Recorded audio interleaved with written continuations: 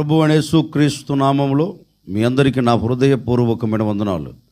దేవుడి దినమంతా మీకు తోడై ఉండి మిమ్మల్ని ఆశీర్వదించి దీవించి కాపాడునుగాక.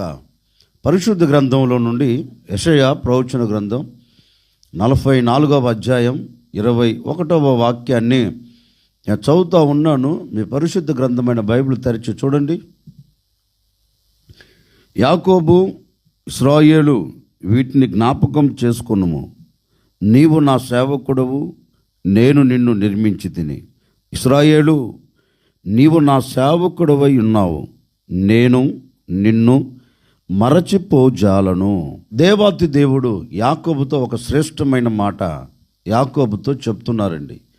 యాకోబుతో ఈ మాట చెప్పవలసిన అవసరం ఏంటి అంటే, యాకోబు అందరి చేత మరవబడిపోయాడు.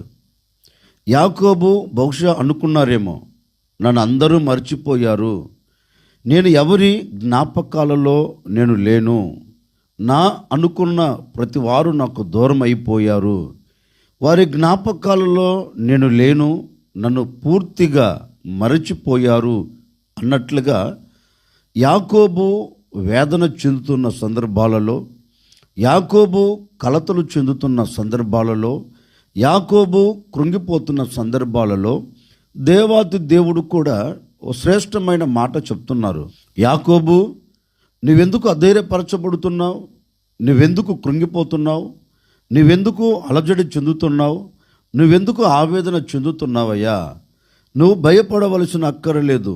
ఎందుకంటే నీ తల్లి నిన్ను మర్చిపోయి ఉందేమో, నీ అన్న నిన్ను మర్చిపోయి ఉన్నారేమో, నీ తండ్రి బహుశా నిన్ను మరచిపోయి ఉన్నారేమో.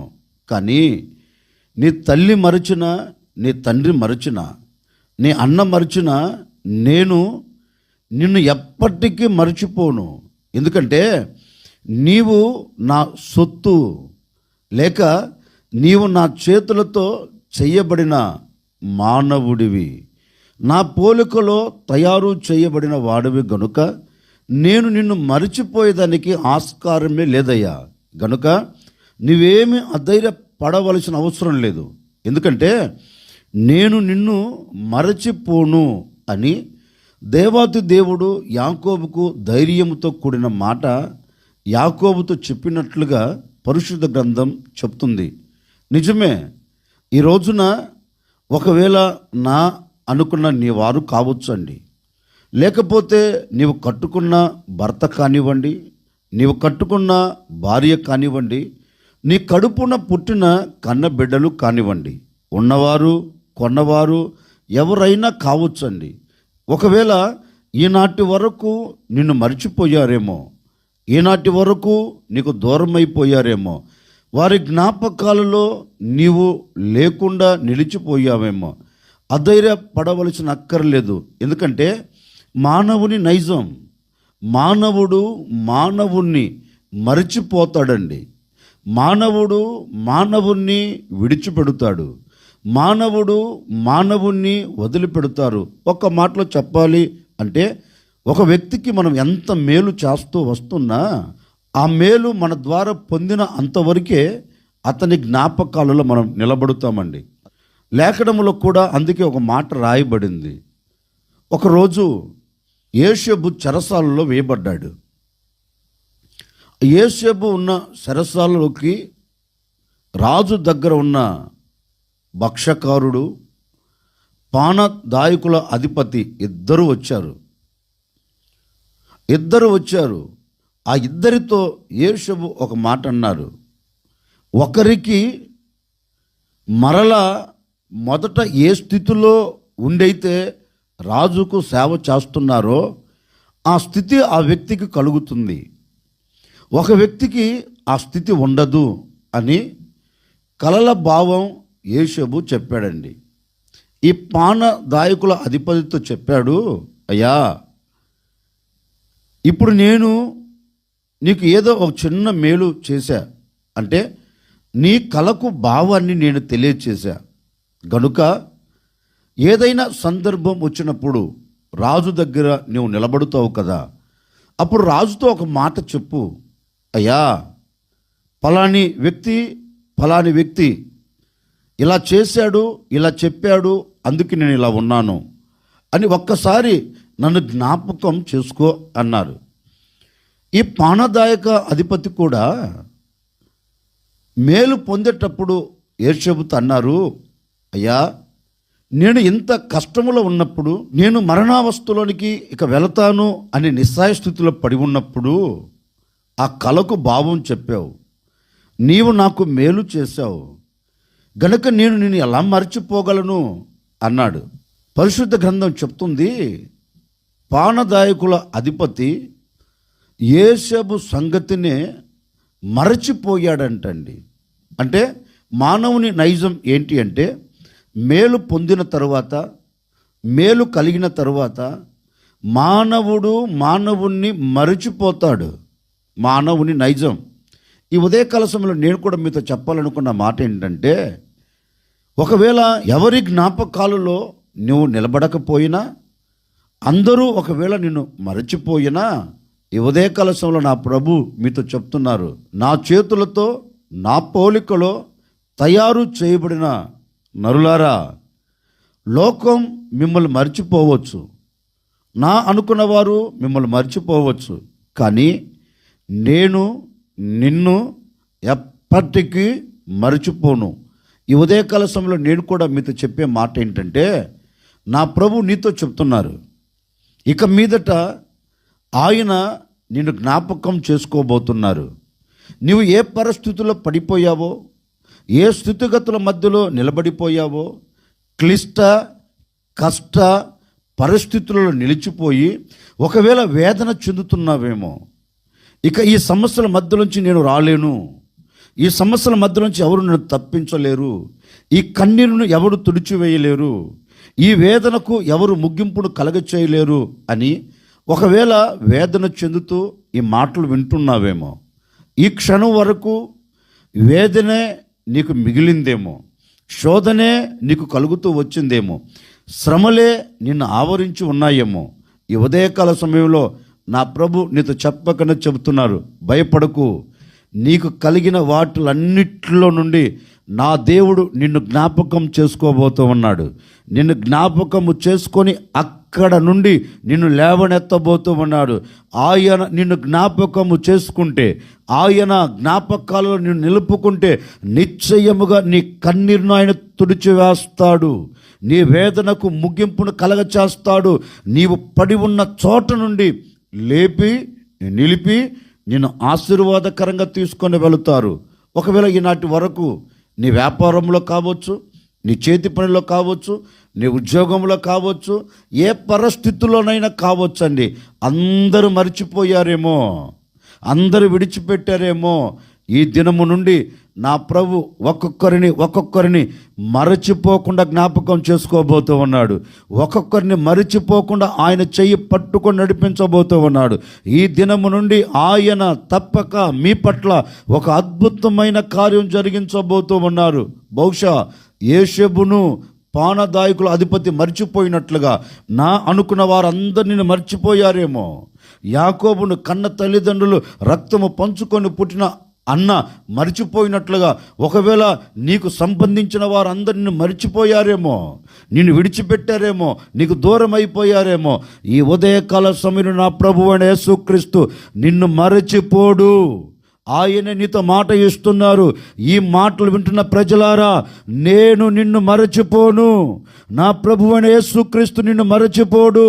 నిశ్చయముగా ఆయన జ్ఞాపకాలను నిలుపుకొని నిన్ను లేవనెత్తి, కృంగిపోయిన చోటే నిన్ను లేవనెత్తబోతూ ఉన్నాడు.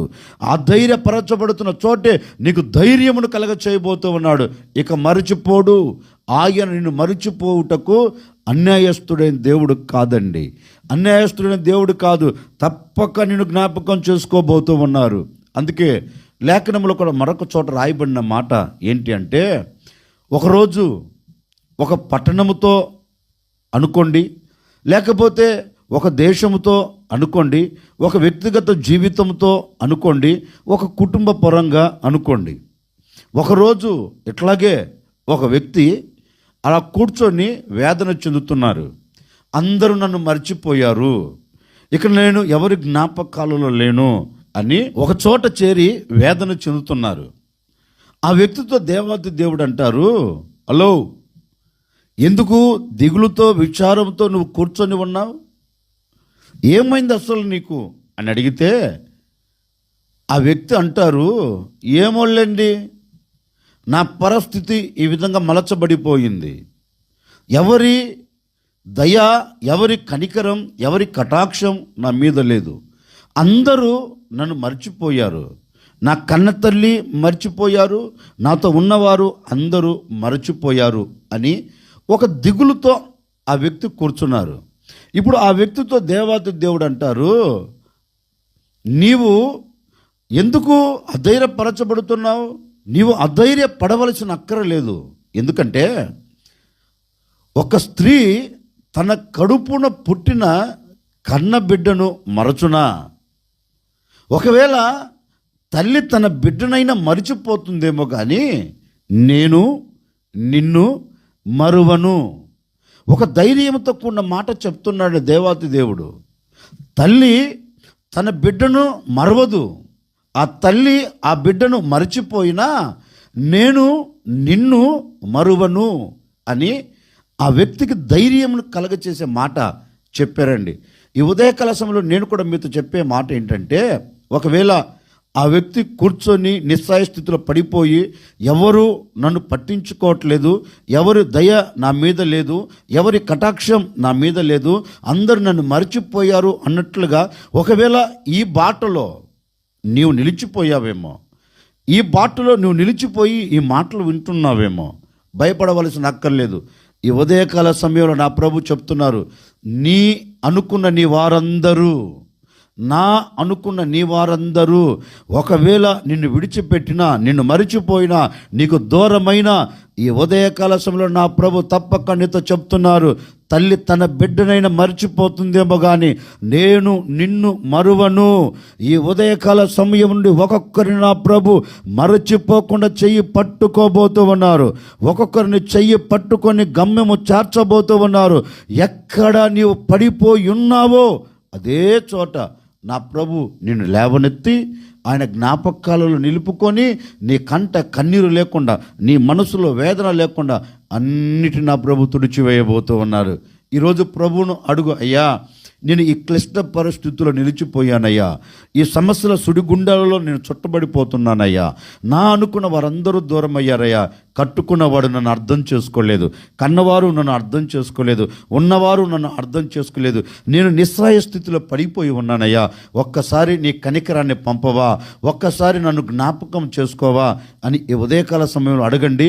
తప్పక నీవు అడుగుతున్న మరుక్షణమే, నీవు ఆయన పాదాలు పెట్టుకొని గోజారుతున్న మరుక్షణమే, నీవు కన్నీరు కారుస్తున్న మరుక్షణమే తప్పక నా ప్రభు నిన్ను జ్ఞాపకం చేసుకోబోతూ ఉన్నాడు. ఆయన జ్ఞాపకాలను నిలబెట్టుకోబోతూ ఉన్నారు. ఆయన జ్ఞాపకాలను నిలుపుకొని నీకు కలిగిన వేదన అంతటిని తీసివేసి ఇక ఎన్నటికీ ఎప్పటికీ ఆయన నిన్ను మర్చిపోకుండా ఆయన అరచేతులలో నేను చెక్కుకోబోతూ ఉన్నాడు. ఆయన చేతులలో నేను దాచుకోబోతూ ఉన్నాడు. ఆయన చేతుల్లో నేను నిర్మించుకోబోతూ ఉన్నాడు. ఇక ఎప్పటికీ నా ప్రభువు అయిన యేసుక్రీస్తు నిన్ను మర్చిపోకుండా నిన్ను అంతం వరకు ఆశీర్వదించునుగాక. ఆయన నిన్ను మర్చిపోకుండా నీ కన్నీరును తుడిచివేయునుగాక. ఆయన నిన్ను మర్చిపోకుండా నీకు క్షేమమును కలగచేయునుగాక. ఆయన నిన్ను మర్చిపోకుండా ఒక ఉన్నతమైన స్థితిలో ఇక మీదట నిన్ను నిలబెట్టునుగాక. అందుకే యాకోబుతో అంటారు, యాకోబు నీవు నా సేవకుడు అయి ఉన్నావయ్యా, గనుక నేను నిన్ను మరచిపోజాలను, నేను నిన్ను మరచిపోజాలను. ఈ దినమంతా నా ప్రభు మిమ్మల్ని మర్చిపోకుండా ఆయన జ్ఞాపకాలు మిమ్మల్ని నిలుపుకొని మీకు కలుగుతున్న వేదనలన్నిటిలో నుండి నా ప్రభు మిమ్మల్ని అందరిని తప్పించునుగాక. ఆశ్చర్యకరుడా మీకు స్తోత్రాలు చెల్లిస్తూ ఉన్నాం. మీరంతైనా సర్వశక్తి కలిగిన దేవుడవు. ఈ విధంగా మేమందరము ఈ ఉదయకాల సమయంలో చేరి మిమ్మల్ని స్తుతించే భాగ్యం మీరు మాకు అనుగ్రహించారు. మేము నిన్నటి వారమైనప్పటికీ మరొక దినాన్ని నీవు మాకు దయాకిరీటముగా ధరింపచేశావు. అందును బట్టి మీకు స్తోత్రము తండ్రి. ఈ దినమంతా ఈ బిడ్డలు మీరు జ్ఞాపకం చేసుకోండి. మీ జ్ఞాపకాలలో ఈ బిడ్డలు మీరు నిలుపుకుంటున్నందుకై మీకు స్తోత్రము నాయన. ప్రతి వారు నీ జ్ఞాపకాలలో నిలబడుదురుగాక. నీ జ్ఞాపకాలలో నిలబడిన ప్రతి వ్యక్తి కుటుంబపు కన్నీరు తుడిచివేయబడును గాక. మీరు ఈ బిడ్డలను జ్ఞాపకం చేసుకొని అంచెలంచెలుగా మీరు ఆశీర్వదించండి, అంచెలంచెలుగా క్షేమాన్ని కలగచేయండి. ఎవరి కంట కన్నీరు లేకుండా మీరు తుడిచివేసి మీ ఘనమైన నామమునకు మహిమ తెచ్చుకోమని యేసు నామములో అడిగి వేడుకొనుచున్నాము తండ్రి, ఆమెన్. ఈ దినమంతా నా ప్రభు మీకు తోడై ఉండి మిమ్మల్ని ఆశీర్వదించి దీవించి కాపాడును గాక.